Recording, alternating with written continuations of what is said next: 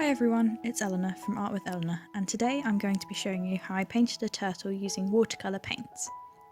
So I started this painting with a faint pencil sketch because I didn't want my sketch to show through my watercolour paints too much. I'm using a reference photo from a royalty-free website, which I will link in the description below.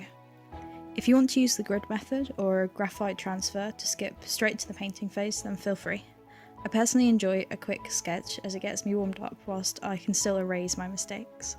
I wanted to do a very abstract background for the water on this turtle painting, and so I used a wet in wet technique of dampening my paper first and then adding dots of blue colour on top of this. One thing to bear in mind is not to over wet your paper, especially if you are not working on watercolour paper, which is generally thicker and able to hold water better.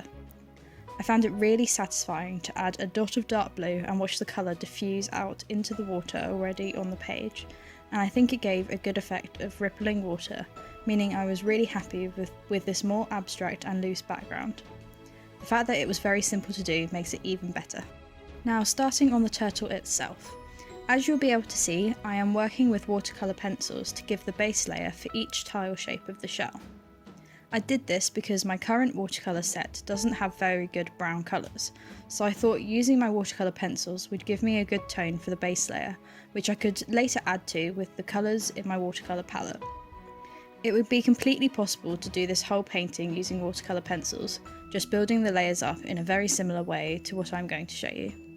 If this is your plan, one tip I would give you for using watercolour pencils is not to press too hard into the paper, otherwise you will struggle to blend out the pencil marks when you add water, and this would decrease how realistic your turtle looks. So for the sections in the centre of the shell, they had a lighter part in the bottom centre and lines of varying colours coming out of this, whereas the sections on the outer edge of the shell were lighter on the outer edge, blending to a darker shade on the inner edge. You might have noticed that I am working on seemingly random tiles, however there is a method to my madness. On the reference photo there was a tiny white line that went around every tile, separating one from the other. And as this is a watercolour painting, I needed to preserve the white of the paper to create this highlight. Therefore, working on tiles which were not next to each other allowed me to avoid the colours merging into each other and destroying the white line. I also made sure to let each layer dry before continuing painting. When adding the layer of paint from my watercolour palette, my aim was to darken the shade of the shell and start to add some texture and form. I found it very satisfying adding in the detail lines to each tile. Make sure to pay attention to which direction the lines are going, as well as making the lines curve around the shape of the shell. As I just said, my overall goal for this painting was to make the shell less flat and more curved. I think that I was reasonably successful with this, but next time I might try to shade the shell as more as a whole to give the more curved shape. This is something that you guys could try if you're following along with this painting process. I'm very happy with how the shell turned out in the end, and it is amazing what you can create with just a few colours.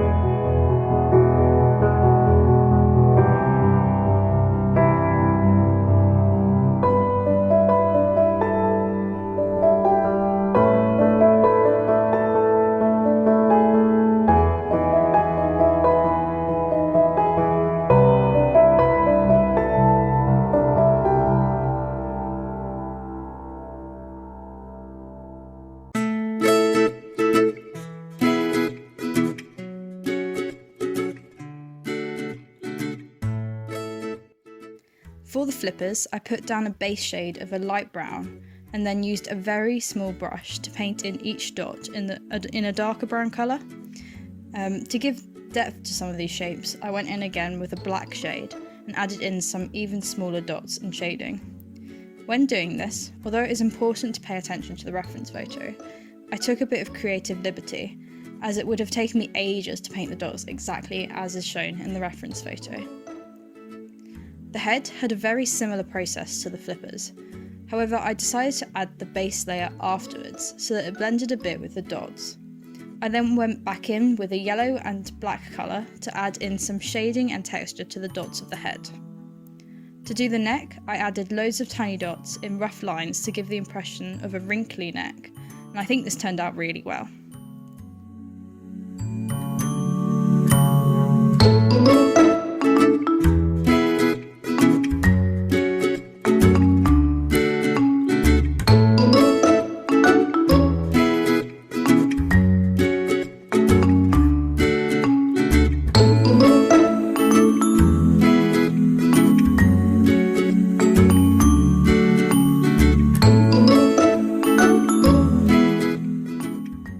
Annoyingly, when I took the tape off my paper, it ripped a bit.